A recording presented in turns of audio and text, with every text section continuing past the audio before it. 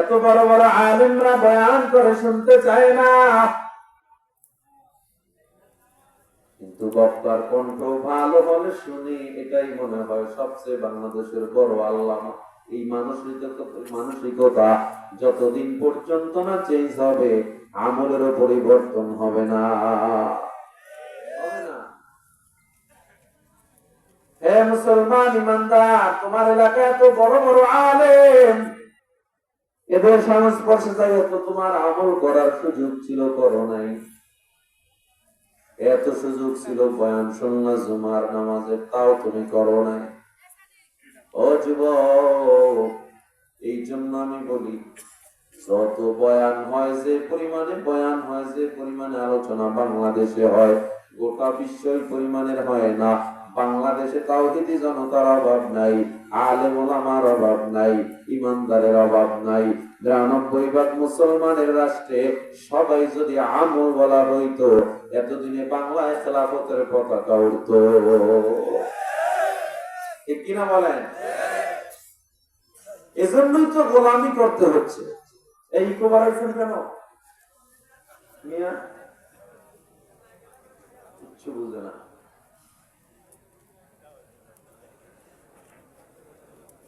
কেন আমাদের কোনো পরিবর্তন নাই? এর একমাত্র কারণ আমাদের আমলের পরিবর্তন নেই।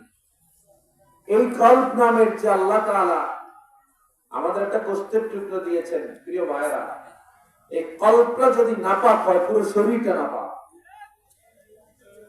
অন্তরটা আগে পরিষ্কার করতে হবে, না হয় যত বয়ান শোনেন, খতামাল্লাহু আলা কুলুবিহিম, অন্তরে মোহর থাকলে কাজ হবে না। কেউ কেউ আবার বলে, শুনছি আমাদের কল্প নাকি মাথায়। শুনছেন না? শুনেন না?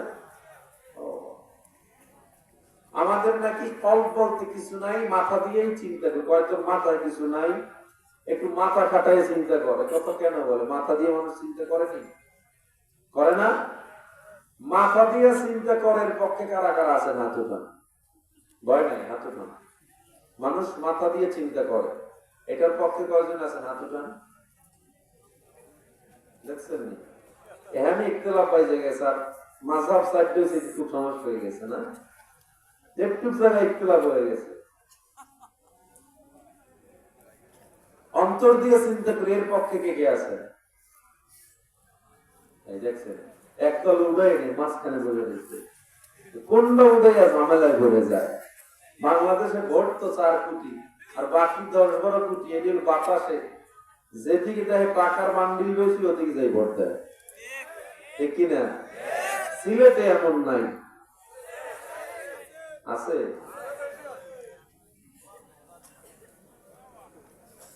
তো ওই বাতাসের যারা আছেন, একটা পক্ষে আছেন, নিরপেক্ষ, এটাও একটা পক্ষ। ঠিক না? এখন আসেন, আমরা কল্প দিয়ে চিন্তা করি নাকি মাথা দিয়ে? কল্প হলো অন্তর। বিজ্ঞানীরা কখন এটা মানে নাই বিগত দিনে যে আমরা মাথা দিয়ে চিন্তা করি, এটাই ওরা বলে। কারণ আমাদের মাথার ভিতরে আল্লাহ এত পরিমাণে নিউরন দিয়েছে। 100 কোটি নিউরন আমাদের মাথায়।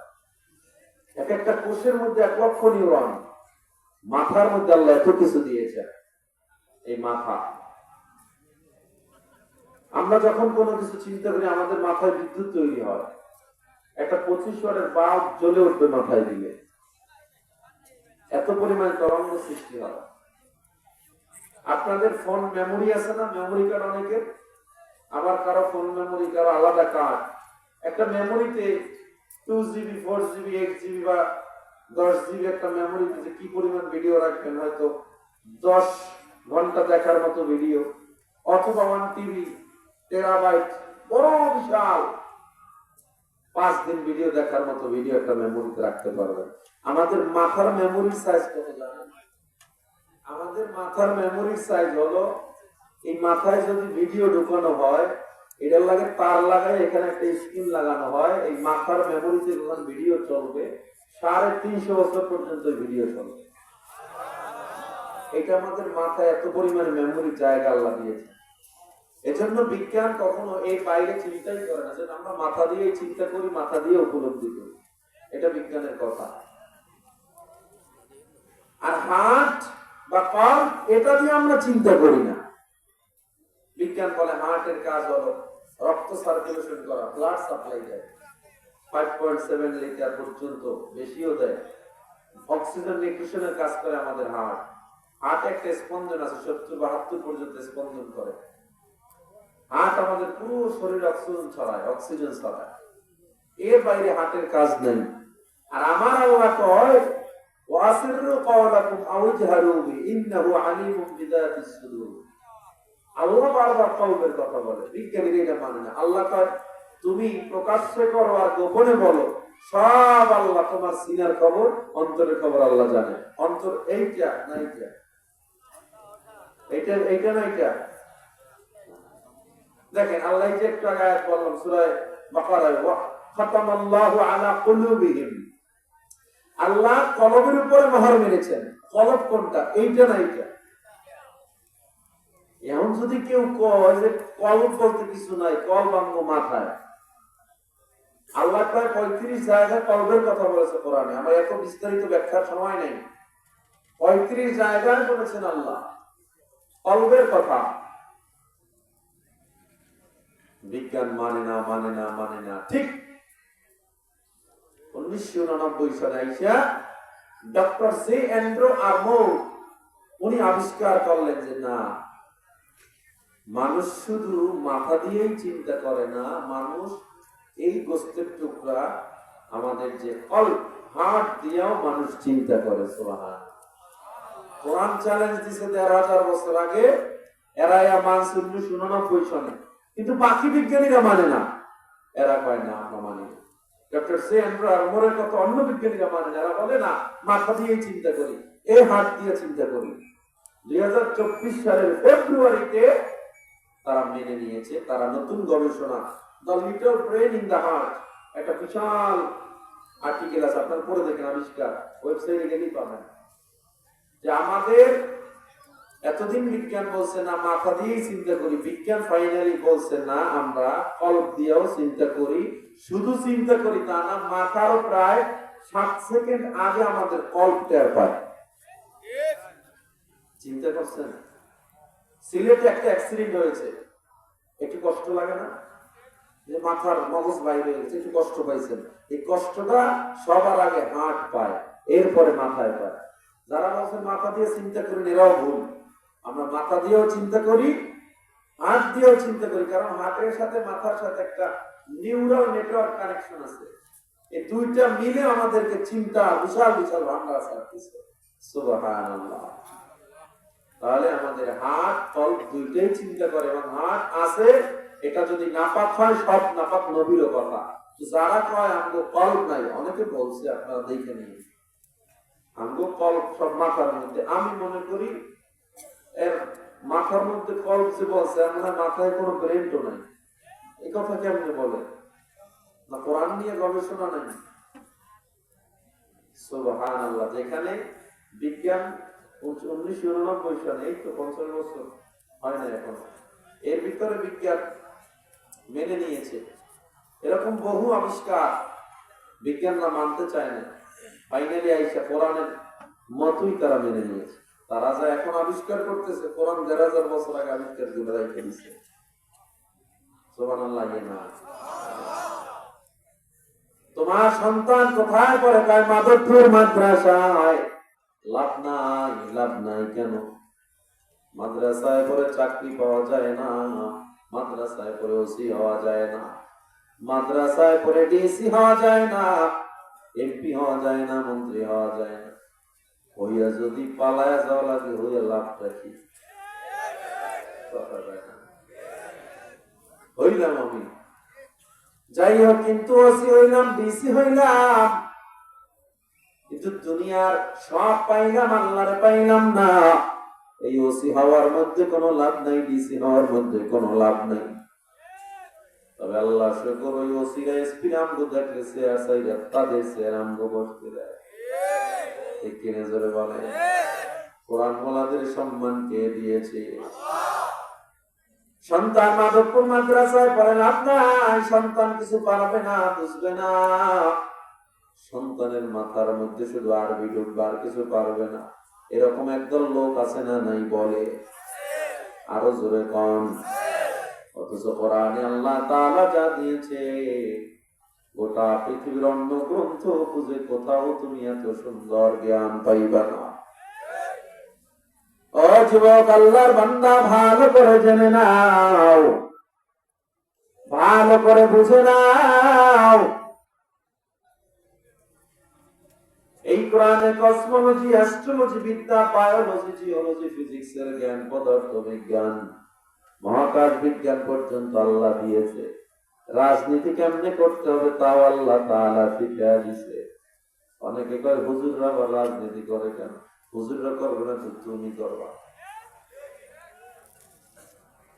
আল্লাহর কসম করে বলি, ও যুবক, হুজুররা যদি আসলে ক্ষমতা চারে থাকতো, এই বাংলার টাকা বিদেশে পাচার হইতো না, ব্রিজের টাকা টেন্ডার বাজি হইতো না, এই বাংলা দুর্নীতিতে 5 বার চ্যাম্পিয়ন হইতো না। কারণ আমরা তো নিজের খামমন মতো দেশ চালাইতাম না, আল্লাহ নবীর আদর্শের উপরে দেশ চালানো হইতো, কোরআন অনুযায়ী দেশ চালানো হইতো। ঠিক কিনা জোরে বলেন? হুজুররা কিছু বুঝে না। যার মধ্যে কোরআনের ইলম আছে, আপনি যদি বলেন কিছু বুঝেন, এর চেয়ে কপাল পড়ার কিছু নাই। বিজ্ঞানের কথা কোরআনে আছে, অর্থনৈতিক ব্যবস্থাপনা কেমন হবে তা আল্লাহ তাআলা দিয়ে দিয়েছে। চাঁদের নিচে কোনো আলো নাই, সূর্যের থেকে আলো সংগ্রহ করে চাঁদ পৃথিবীতে আলো দেয়। এই বিজ্ঞান মাত্র 200 বছর আগে আবিষ্কার করেছে। চাঁদের নিজের আলো নাই, এই চাঁদটা যে আলো দিতেছে সূর্যের থেকে দিনে ধার করে রাখছে। আর আমার আল্লাহ তাআলা আরো 1000 বছর আগে সূরা ফুরকানের 61 নম্বর আয়াতে আবিষ্কার করে রেখে দিয়েছে। تبارك الذي جعل في السماء بروجا وجعل فيها سراجا وقمرا منيرا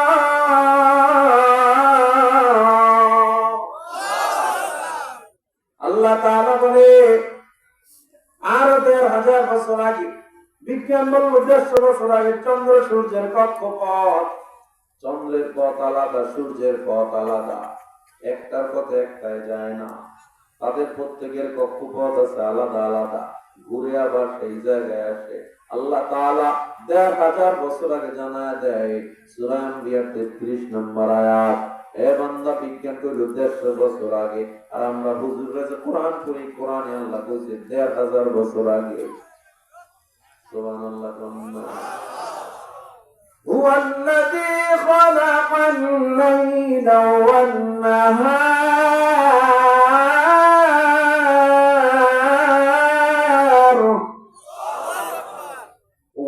والنهار والشمس والقمر كل في فلك يسبحون।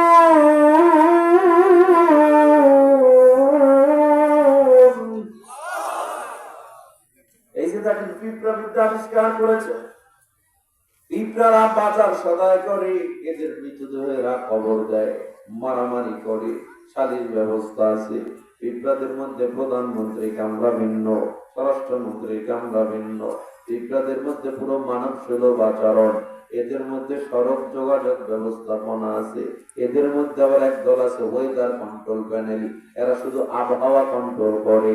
কাটতি বস্তা লইয়া বৃষ্টির আগে আগে গাছের মাথায় চলে যায়। এরা যখন একজনের পাশে আর একজনে বেড়াতে যায়, খালি হাতে যায় না, মিষ্টান্ন নিয়ে যায়। সুবহানাল্লাহ।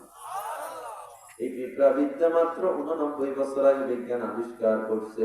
আল্লাহ তাআলা সূরা নামলের 17 এবং 18 নম্বর আয়াতে 1450 বছর আগে বলে দিয়েছে।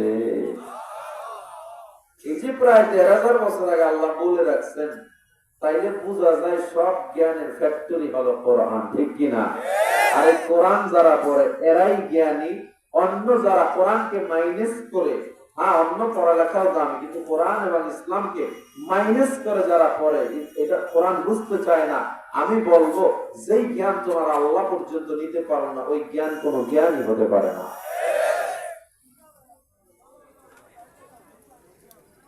এরকম রাত পার হয়ে যাবে শুধু কোরআনের মধ্যে বিজ্ঞান আলোচনা, চিকিৎসা বিজ্ঞান নিয়ে আলোচনা করলে রাত পার হয়ে যাবে, বান্দা শেষ করা যাবে না। চিকিৎসা বিজ্ঞান বলে হার্টকে ভালো রাখতে চাও, ডান কাত হয়ে ঘুমাও।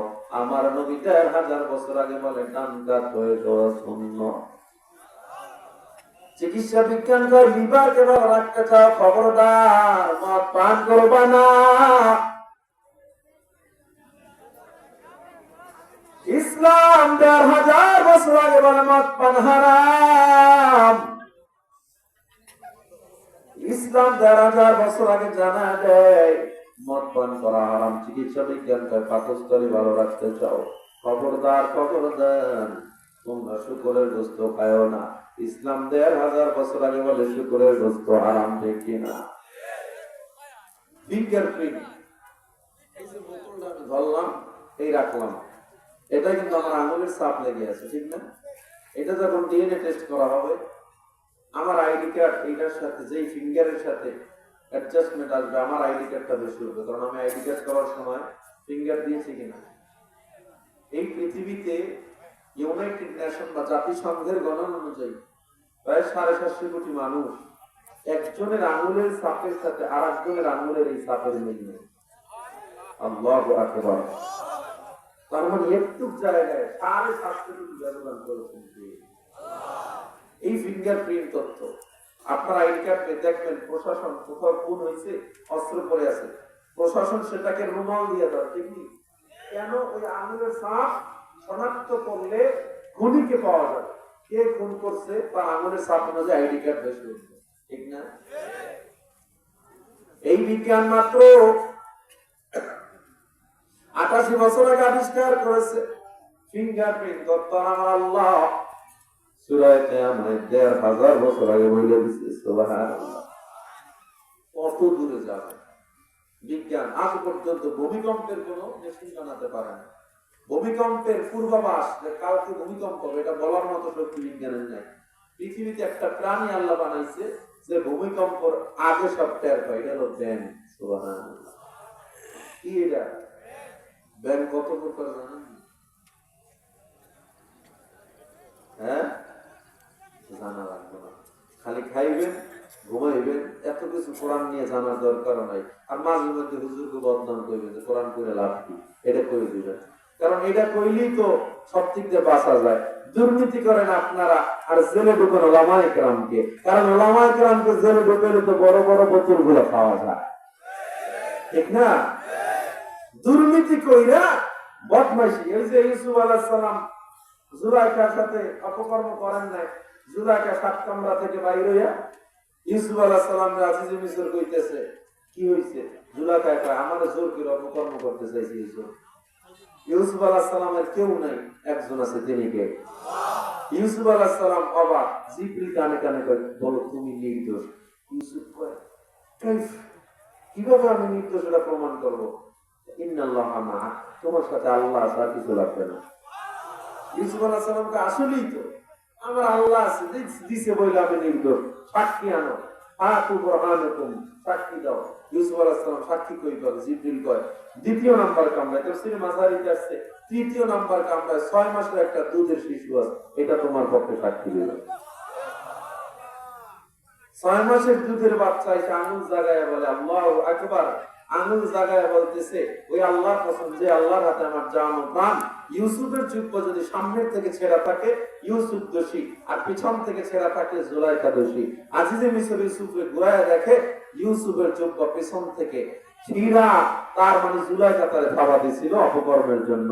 প্রমাণ হয়ে গেল ইউসুফ নির্দোষ। কিন্তু ইউসুফ আলাইহিস সালাম নির্দোষ প্রমাণ হয়ে কি মুক্তি পেয়েছিলেন নাকি 14 বছরের জেল পাইছিলেন? হ্যাঁ, কেন জেল হয়েছে? রাজা বাদশাহ দোষ হুজুর গুপ্তে চাপা এন থেকে শুরু হয়েছে।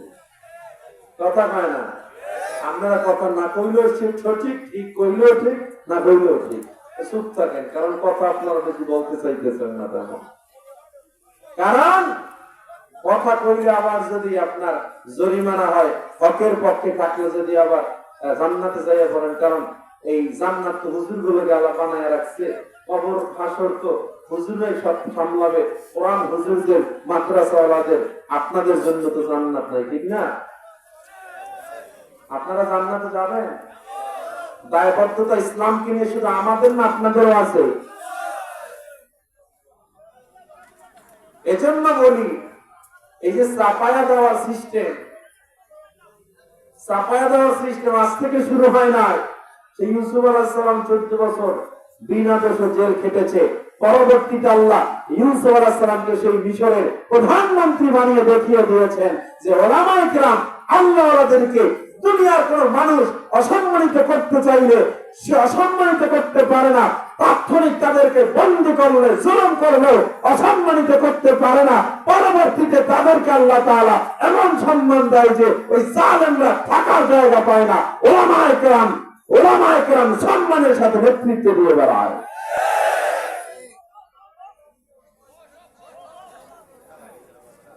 এই জন্য বলি মুসলমান, ও যুবক, যেই জানো মানের মধ্যে তোমার ভাইরাস আছে, আগুনে পড়তে রাজি হয়ে যায়, ইমান ছাড়তে রাজি হয় না। তো কথা কর। আব্দুল্লাহ ইবনে হুযাফা রাদিয়াল্লাহু তাআলা বুখারী শরীফের কথা। আব্দুল্লাহ ইবনে হুযাফা রোম সম্রাটে গেল। রোম সাম্রাজ্যে তারা যখন দিনে দাওয়াত দিতেছে, তারা বন্দী করে ফেলছে।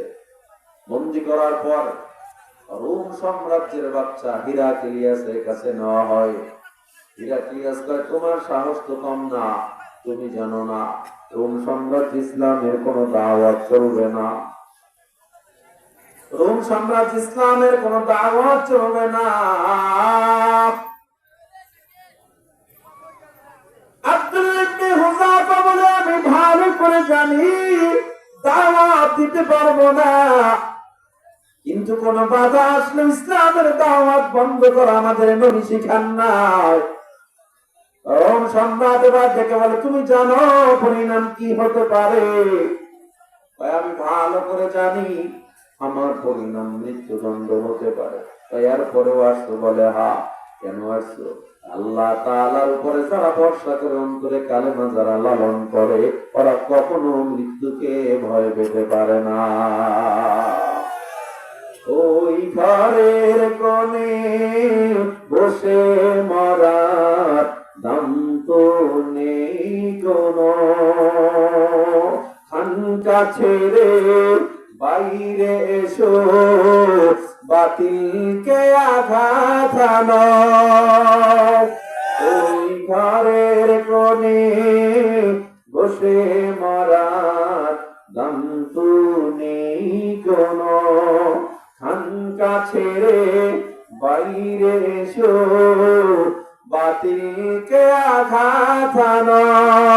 ময়দানেতে লড়াই করে শহীদি খিতাবটা নাও, যদি জীবনটা বিলাতে চাও, যদি রক্ত ঝরাতে চাও, দিনের পথে খোদার রাহে জীবনকে বিলিয়ে দাও, যদি জীবনটা বিলাতে চাও, যদি রক্ত ঝরাতে চাও। এই মৃত্যুর নাম হয় যে শহীদ, বাঁচলে হয় গাজী, এ পথে মরলে মহান প্রভু আল্লাহ থাকেন রাজি। এই জীবনের বিনিময়ে জান্নাত ক্রয় করে নাও, যদি জীবনটা বিলাতে চাও, যদি রক্ত ঝরাতে চাও। জীবনে মরণ হবে কার জন্য? জোরে বলেন কার জন্য? আমাদেরকে খাওয়ায় কে? ইজ্জত দেওয়ার মালিক কে? জোরে বলেন বেইজ্জতি করার মালিক কে? وَتُعِزُّ مَن تَشَاءُ وَتُذِلُّ مَن تَشَاءُ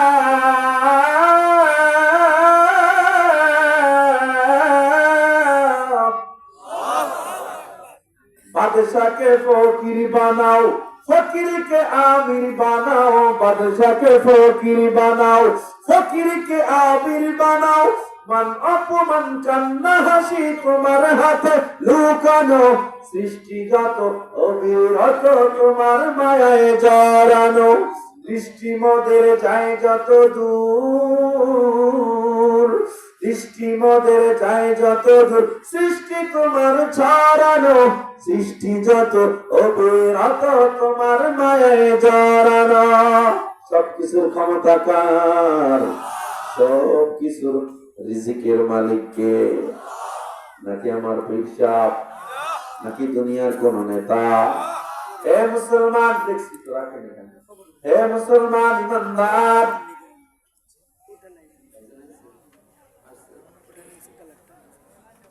হে মুসলমান ইমানদার, রিজিকের মালিক যদি আল্লাহর বানাও, তুমি যদি তোমার জীবনের যত ধরনের তোমার সাপোর্ট আছে, তুমি জীবনে চাকরি করো, নেতার মাধ্যমে তোমার রিজিক আসে। অনেকে এরকম নিজে অজান্তে শিরিক করে ফেলতেছে, চাকরি ছাড়া আমি না খায়া মরতাম, এরকম আকীদা অনেকে আছে না? নাই?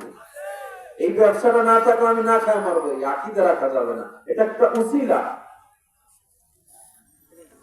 লক্ষ কোটি পীর এক জায়গায় যদি করো, তোমার রিজিকের একটা দানা সে তোমার এনে দিতে পারবে না যদি আল্লাহ না দেয়। হাজার কোটি আলেম এক জায়গায় করেও তোমার যদি রিজিকে একটা দানা না থাকে, সে আনতে পারবে না। তার মানে বোঝা যায়, ভরসা যদি করি আল্লাহর উপরে করব, চাওয়া যদি কিছু লাগে কার কাছে চাইব? নাকি কোন মানুষের কাছে যাব? হে মুসলমান, এজন্য আল্লাহ বলে আমি তোমার জান ও মাল ক্রয় করব, বিনিময় দিব জান্নাত। জানি ইবাদত আল্লাহ, নামাজ রোজা, আর মালি ইবাদত হজ যাকাত। মালি ইবাদত তোমার হলো টাকা দিয়া হজ করা, যাকাত দেওয়া, সদকা করা, এগুলো হলো মালি ইবাদত। তোমার টাকা আছে, দান করো নাই, এই টাকার কোনো মূল্য আল্লাহর কাছে নাই। তোমার সম্পদ আছে, আল্লাহর রাস্তায় দেয় নাই, এই সম্পদের মূল্য আল্লাহর কাছে নাই। তোমার এত সম্পদ, এত টাকা, এত বাড়ি গাড়ি, কিন্তু তোমার টাকা দ্বারা মাদ্রাসার উপকার হয় না, তোমার টাকা দ্বারা মসজিদের উপকার হয় না। এই টাকার দাম আল্লাহর দরবারে নাই। আল্লাহ তার জান ও মাল ক্রয় করবেন না জান্নাতের বিনিময়। তাহলে আমি যা কামাই করি অন্তত 3/1 আল্লাহর রাস্তায় দেওয়ার দরকার আছে না নাই? পাও ভেঙে গেলে 2 লাখ টাকা শেষ, অথচ 5,000 টাকা আল্লাহর দরবারে দান করলে এই পাও ভাঙা ফিরে রাখে না। সবকটি তাদের দুর্বলা। আগুন লাগলে ঘরে 10 লাখ টাকা নাই, আজকে যদি তুমি দান করতা, ওই আগুন আল্লাহ ফিরে রাখতেন। কারণ আল্লাহর ওয়াদা, দান করলে আল্লাহ একটা বিপদের আগে একটা দেয়াল দিয়ে দেয়। তোমার সামনে বিপদ আসতেছে, দেয়ালে ঠেকায় রাখবে। এই দেয়ালটার নাম হলো সদকার দেয়াল। সুবহানাল্লাহ। মরণের পর সব আমল বন্ধ, 3টা আমল বন্ধ হবে না। এর মধ্যে একটা হলো সদকার আমল।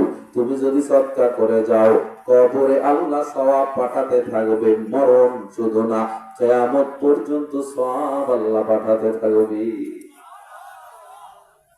তোমার বালা মুসিবত আসলে, তোমার ক্যান্সার হইছে, কেমোথেরাপি লাগতেছে, একের পর এক, এত টাকা এত পয়সা যাইতেছে, দান যদি করো ওই বিপদকে ফিরে রাখবে। দোয়া কবুলের অনেক শর্ত আছে, এর মধ্যে একটা, আল্লাহর রাস্তায় দান করার সময় যদি একটা ভালো নিয়ত করো, আল্লাহ তোমারে খুশি করার জন্য মাদক তৈরি দিলাম, এই উসিলায় তুমি আমার সন্তানটারে আল্লাহ হক্কানি আলেম বানাইও। অথবা এই উসিলা আল্লাহ তুমি আমারে, আমি অনেক বড় ঋণ আছি, ঋণটা মুক্ত করে দিও। আল্লাহ নবী বলে, হে বান্দা, এই তোমার দোয়া করতে দেরি হবে, কবুল করতে আল্লাহ দেরি করবেন না। অনেক শর্ত আছে দোয়া কবুলের, অনেক শর্ত, অনেক শর্ত, এর মধ্যে একটা।